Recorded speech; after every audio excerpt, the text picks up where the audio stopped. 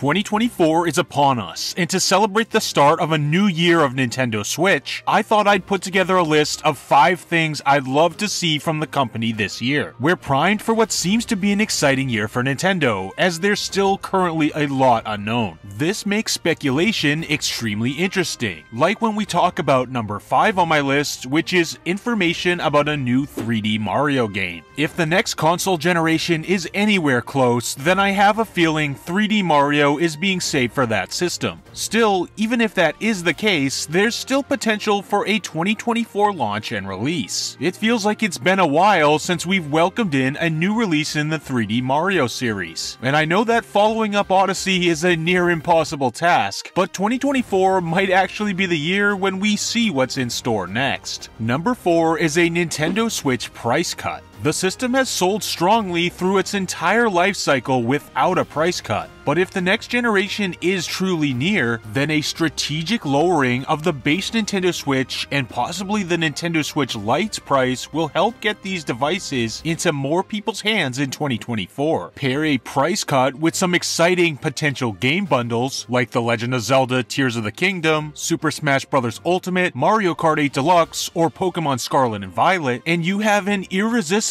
offering that will help move more units during what seems to be the console's later days. Just about every Nintendo console generation before it has seen a price cut, and there's no reason to deny that this might be happening to the Switch sooner than we think. Number 3 is any sort of news on Metroid Prime 4. This is my most anticipated currently announced game right now, and I'm crossing my fingers that we finally get a trailer in 2024. As we're just now about 5 years removed from the development restart, Nintendo could be ready to show off the next title in the Prime series. The apparent success of Metroid Dread and Metroid Prime Remastered have laid out some nice groundwork too. The runway might be clear for Metroid Prime 4 this year, and that is extremely exciting. Throughout the year, I'll be predicting Prime 4 to close out the show during one of our Nintendo Directs. Hopefully we see some news as soon as February. Number 2 is new DLC for older titles. Personally, I'm okay with Nintendo games getting less DLC. I really tend to like when games launch as a finished product. Zelda Tears of the Kingdom is a great example of that from last year. We're already getting the single-player DLC for Splatoon 3 this year, Side Order, and this is great, but I still feel like there are 2 big Nintendo games in need of a downloadable update. These 2 games are Mario Party Superstars and Pikmin 4. The former, Mario Party Superstars, might be a little too far removed to get a DLC update. However, we say that while its predecessor Super Mario Party ended up getting an online multiplayer update 3 years after release. This year will be the 3-year window from when Superstars was released, and the potential for new boards, minigames, and characters for that game is just insane. Have the development teams already moved on to the next Mario Party title? Probably. But it's okay to hope for a Superstars update that might help pad out this title a little bit more, which admittedly can get a bit repetitive due to its relatively small content offering. Pikmin 4, on the other hand, doesn't have a small content offering, at least not when considering the game as a whole. What I think has the most potential for Pikmin 4 DLC is an expansion to the night mode missions. There are only a handful available in the game, and none of them are super difficult. I think a night mode DLC would be the perfect expansion to Pikmin 4, and if an update were to come, I'd love for it to arrive this year. And last but not least, number 1 is something from Donkey Kong, either from the Donkey Kong Country series or a completely new take on the franchise. We've gone what seems to be close to an entire console generation without a real Donkey Kong Country title, which seems a bit crazy to me. Sure, Donkey Kong Country skipped the N64 and GameCube generations too, but I just think that the Switch is a great potential platform for a new game in the DKC series, especially with how beloved Tropical Freeze seems to be. Don't be surprised if we get a new DKC game revealed at some point this year. And of course, I also wouldn't be opposed to a new take on the series, like perhaps an attempt at following up Donkey Kong 64 as a 3D platformer. Anything's possible for this versatile Nintendo franchise, but my ultimate dream for the DK series in 2024 is we end up getting both.